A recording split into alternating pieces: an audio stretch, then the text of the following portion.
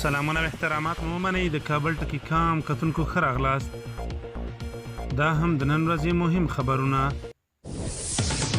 کندوز او کندهار کې 19 تنه حکومتي عسکر وژل شوي او یو شمیر نور ټپیان دي. د بولټون په کتاب کې لیکل شوي ټرمپ په دې باور و چې افغانستان کې شکست خوړلی نو ځکه عاجل وتل غواړي.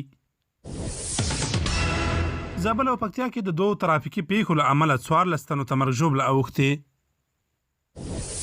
د امریکا د بهرنیو چارو وزارت ځانګړي استازي زلمي خلیلزاد پر څارنوالانو برید غندلی، د عاملونو د نیولو او بشپړې پلټنې غوښتنه یې کړې.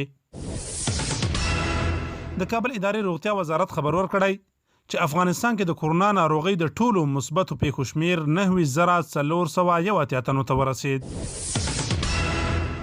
سعودي عربستان وای سږ کال به له بهرنیو هیوادونو څوک حج ته نه ورځي. حوثیانو پر سعودي عربستان توغندیز بریدونه کړي او د مرګ ژوبلې په اړه یې څه نه دي ویلي. د بشري حقونو سازمانونه غواړي د سعودي او میانمار پوځ په تور لیست کې شامل شي. هندوستان ګڼو پاکستاني ډیپلوماتانو ته د وتلو امر کړی دی. د خبرونو پای